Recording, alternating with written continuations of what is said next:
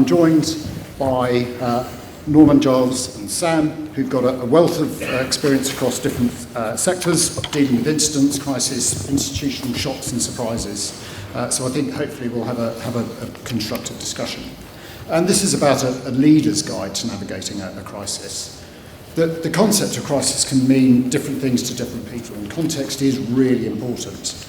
And whilst there's a plethora of different definitions, one that I quite like is, around a crisis, is a time of great danger, difficulty or doubt, when problems must be solved or important decisions must be made. So this puts leadership, information, understanding, and the processes that we build and follow at the heart of the situation. But we mustn't leave out the human dimensions of a crisis.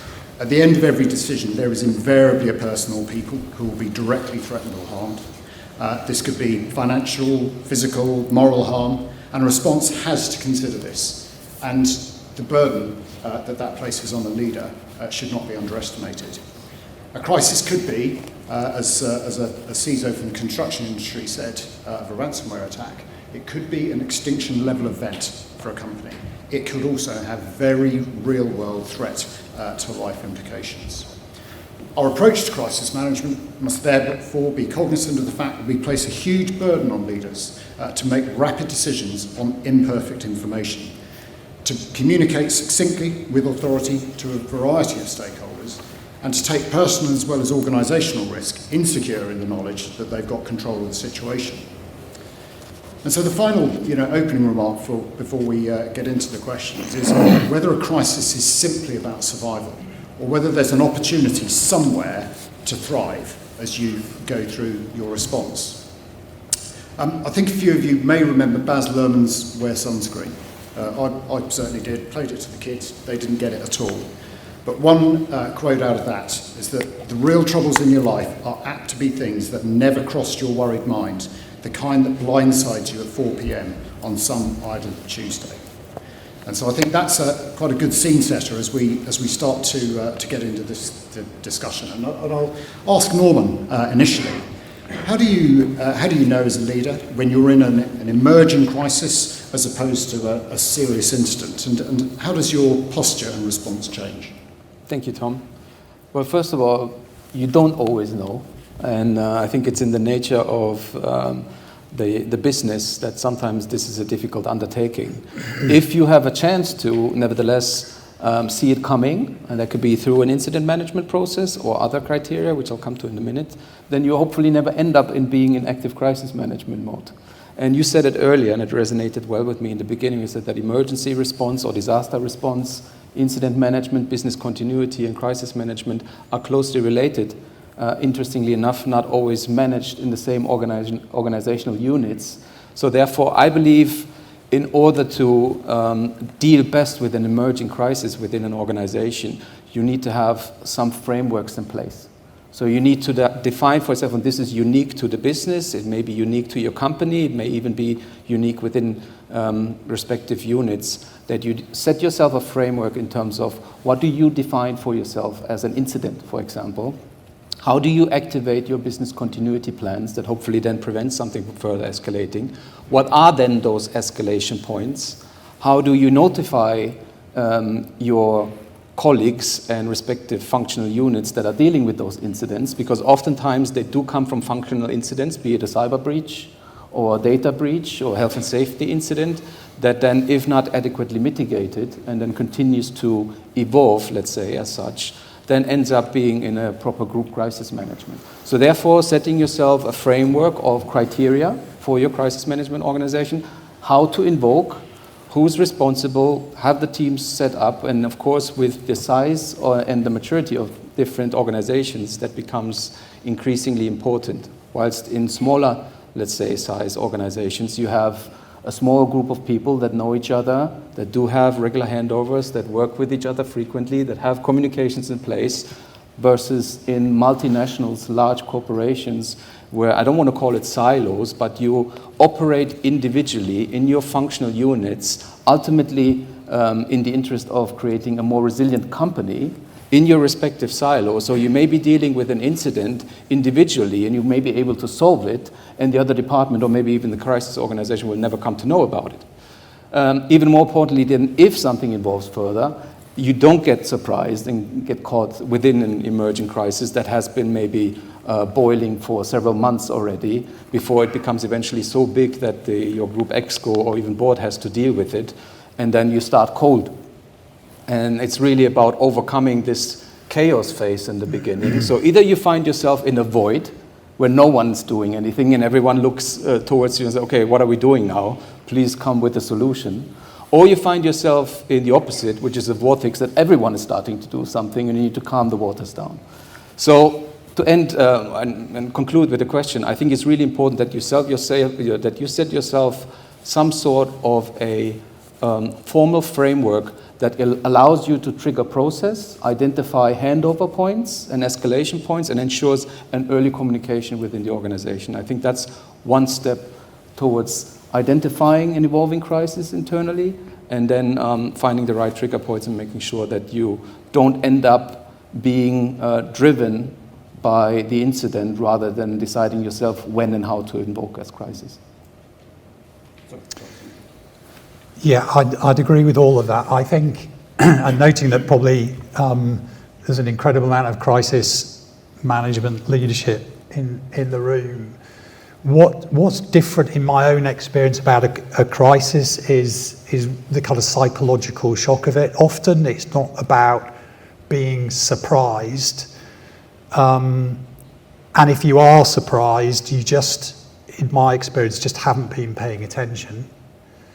It's more the sense that events are unfolding quicker than the levers that you have can affect it. This sense of freewheeling, this loss of control, and that has a psychological impact on the leader and the team, and therefore confers certain responsibilities. And to me, that is why leadership is particularly important, because there's the psychology of the team, the psychology of the environment to cope with. It's not just about incident management where a framework. The previous sheet music doesn't apply. You've got to get inventive, and that's, for me, the difference between an incident and a crisis. I think you talked about the speed, that sort of decision, action cycle, etc. And I suppose, is there a muscle memory that we can sort of build through training and preparation? So Sam, how can we effectively prepare organisations for a crisis response? Well, absolutely. I work for Everbridge, so we're a market leader in critical event management software and solutions. And technology will play a significant role in empowering not just leaders, but also the teams in managing and responding to crisis scenarios, and hopefully catching those scenarios early enough where they are an incident that doesn't necessarily then turn into a crisis situation. As an account executive, I'm talking with heads of crisis management, security, business continuity, communications, and every organisation will have its own structure, the way that they will identify risks, who will be responsible for launching or initiating initial communications, following up on those communications until ultimately an event has been either resolved. And technology will significantly enhance your ability for those teams, particularly critical event management technology like ours, for those teams to collaborate. One of the problems when you have multiple teams involved is duplicating communications, causing unnecessary confusion. Perhaps you've got travel risk management not working with business continuity or crisis management. But having those teams be able to work together collaboratively is going to significantly enhance your ability to respond and strengthen your resilience posture. I think the other thing that technology will bring to you is data that you can use to continually improve. Have a look at what worked well, what didn't work well, identify strengths and weaknesses.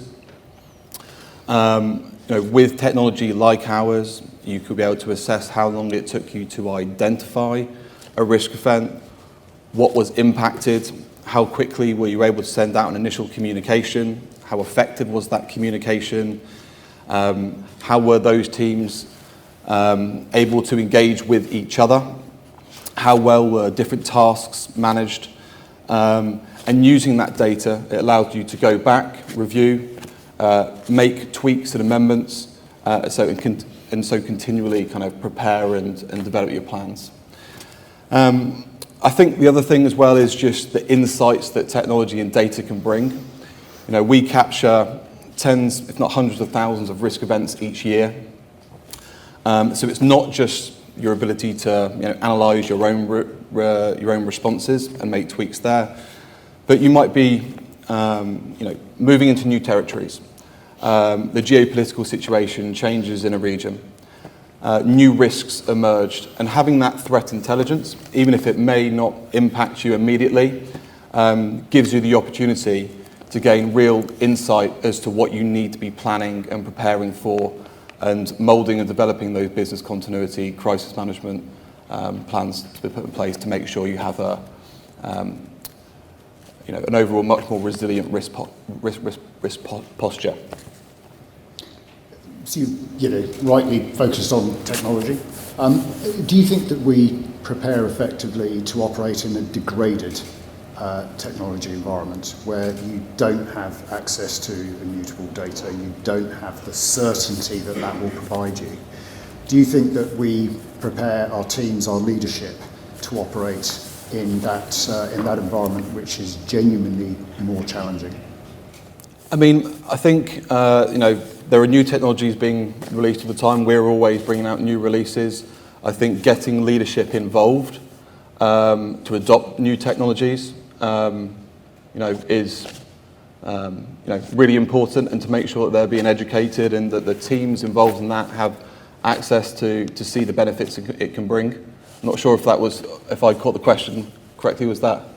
I think it's probably, we'll probably explore it in the next couple of questions anyway. I think it's really around the fact that, as we train and prepare, we often do so in a sort of quite a perfect and almost sterile environment. So maybe we'll, in fact, Giles, I think we're going to sort of, talk about the sort of the biggest challenge of leadership in a crisis. And I think, maybe you could unpack the sort of as you said, the speed and the uncertainty. Yeah, just on training, so again, in my humble experience, the one thing you don't have in a crisis is time. And therefore, the more you can front load stuff pre-crisis, the better that transition is going to be. And my own experience is military. I spent my whole career leading crisis management organisations. And we spent an awful lot of time training and preparing, often for crises that never materialised. I've spent 2.5 years in the commercial environment now, and it's interesting to see how little time and preparation is made in the commercial environment for crises that will. So it's kind of, that experience has been flipped. And in a crisis, we don't rise to the occasion, we sink to the level of our training. And so investing in training, and I get all the what affects the bullet analogy, the resistance, the inertia, but you've got to find the time to train. And that's not kind of peak training, it's training cultures and the behaviours and rewarding the behaviours in peacetime, pre-crisis, that you're going to rely on during a crisis. To the question about, again, my experiences in leadership in a crisis. Number one, it's uncertain, it's unfamiliar, people are destabilised, the situation, by definition, at least early on, feels like it's running away from you. And the first thing that I think about, have thought about, that seems to have had an impact is, Churchill said you can only grab the chain of destiny one link at a time. And that initial response, accepting that speed is important, that pause of reflection, often the simplest of acts will steady the nerves, bring perspective to the issue at hand, and help kind of identify the next actions that are material to solving the damn problem.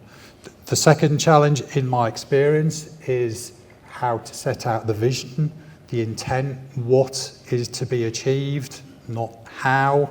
So centralising the strategic guidance and decentralising the execution, that is the mechanism I have used and is familiar in most militaries around the world to, if you like, regain the initiative, to speed up tempo and decision making, put decisions in the hands of those people closest to that particular part of the problem and not centralise everything. The third challenge is creating, not necessarily being the communicator, although that's an important part of leadership in a crisis, but creating the forums for other people to communicate, to build shared understanding, to build a common picture of reality, having that culture of sharing information so that other people can use it. Information is motivation, but it also enables action. And then finally, I suppose, the thing that I work hardest on myself is kind of discipline my thinking and kind of making sure the three ticking clocks in a crisis at the very tactical, kind of organisational or operational level and the kind of strategic level, they're operating in a synchronous way. So what's happening now, what's happening next, and then what if?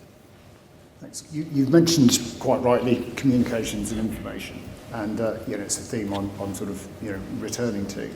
Do you think life is now more difficult because of the ubiquitous availability of information, social media, etc., as a leader managing a crisis in public view, whereas 10 years ago you may not necessarily have had that degree of scrutiny placed upon it on your response? Sure. Is that for me? Supplementary, but I'm happy for anybody to... Yeah, all of us, I think we can respond to that easily. I think one thing to realize is that due to this fact and availability of information, we are much more likely to, let's say, slide into a crisis similar or crisis related environment, and also an expectation to manage and handle things as a crisis, because that information is much more available than it was in the past.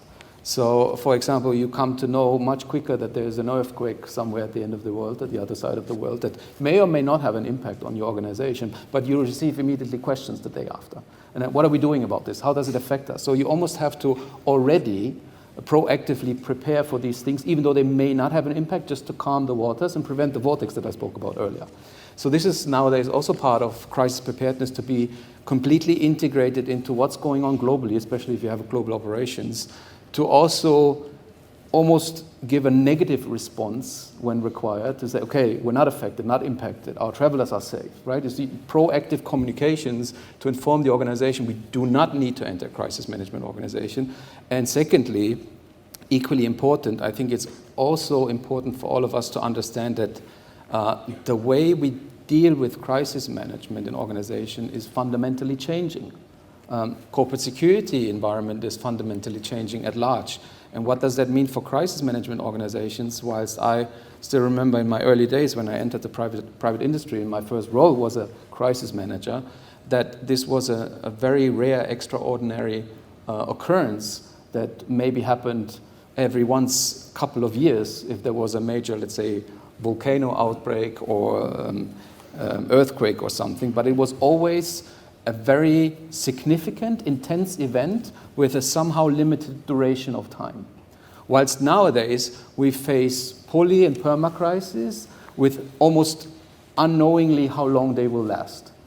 That means we move away from an ad hoc organization and people that maybe had part-time roles in the past, despite training and expertise and so on, into a permanent organization where some part of the organization has to permanently deal with crisis or crisis-similar occurrences, which also bears the risk of us entering some sort of, yes, we handle crisis, and to be fair, the better we manage those and the better we handle them, the more likely we are to be requested by our management to continuously do so also with non-related, non-crisis kind of incidents. So there's this risk of us sliding into, let's say, a significant project management or gold project management kind of approach that deals with things that, as per the definition that you used, for example, wouldn't be considered a crisis. So I think back to the point, I think the environment is changing,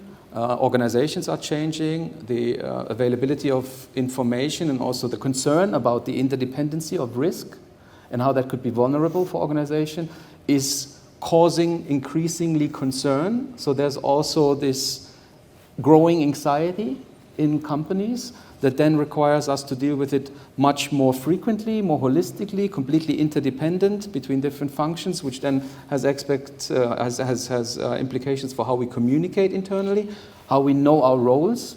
And I'll stop here because otherwise I'm taking up all the time. But I think it's really important that there's no secret sauce or magic formula. It comes down to people, how we communicate, and do as much preparation as you can in times of peace, setting some sort of guide rails, but stay flexible enough to be innovative and creative when it occurs. So I think the way that we're working is changing significantly as well. I mean, almost every organisation that I will speak to are adopting a kind of hybrid workplace. This will dramatically change the way we have to understand where our employees are working. Whether they're in the office one day, they might be travelling the next. Often working from home. Today we're out here, travelling domestically. All of these things are, challenges which we'll have to understand where people are in order to better manage and respond to crisis situations, which are going to be more fluid. And why we have to work together, why those departments have to kind of unite to have one common operating picture to work with. Otherwise, it can become, either confusing or conflicting. We have to be able to work together. So we're pretty much there, but literally last 30 seconds from each of you. What is a key takeaway in terms of crisis leadership? Norman. For me, a key takeaway is how do we help ourselves to set up organizations and teams that are able to cope with that environment and the workload that comes along with it. Because the expectation is that you're always on. And crisis management can occur anytime, and then you have to deal with it, and then you have no time. So let's help ourselves by preparing as much as we can, and there technology plays a big role, but I think we need to have the basics right first, and do the homework and have to some extent, the criteria and the frameworks in place, and that also is the case for knowing roles and responsibilities and also being clear about the objective as a crisis, because otherwise it drives itself. And then enriching and enabling us through the use of technology, and that can be templates, forms of reporting where you can have a clear decision-making process and audit trails in place, which makes it a lot easier for us afterwards also to do debriefs and lessons learned.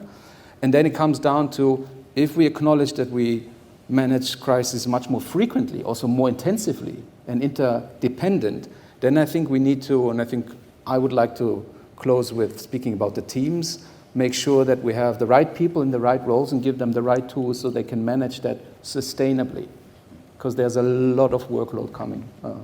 So this is what I would leave it there. I mean, I would say, just continued collaboration, having effective ways to measure how responses and how plans are faring, and understanding that things need to adapt and change as organisations change, as risks and the way the world is kind of unfolding at the minute. We have to be adaptive, and we have to, as I said, to go back to technology again, but to use data and to use the experiences that our teams are having to tweak and continually improve.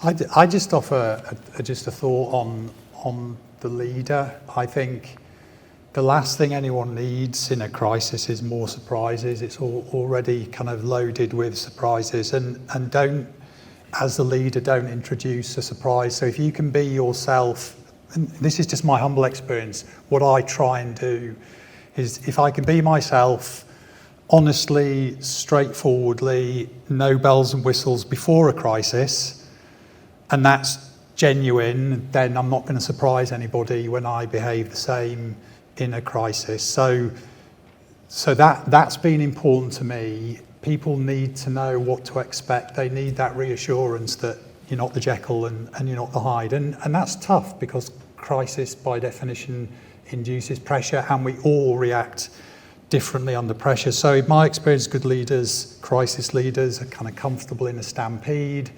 They know themselves in a crisis. Your state is incredibly contagious, negatively and positively. And I think my final word would be on positivity. Cheerfulness, not downheartedness, not wringing your hands about what has happened, because there's probably not much you can do about what has happened, and doing the right things to resolve a wrong situation more often than not demands a positive outlook. Even the darkest room can be illuminated by a single candle. Excellent. Well, thank you very much, panellists. I think that was, an illuminating discussion. I'll finish with. It's terrible. It's late. I'll finish with a sort of a quote which tears Kipling apart, which goes, "If you can keep your head whilst those around you lose theirs, you probably don't understand the gravity of the situation." But with that, I'd like to thank the panellists and then hand back to you, Rick.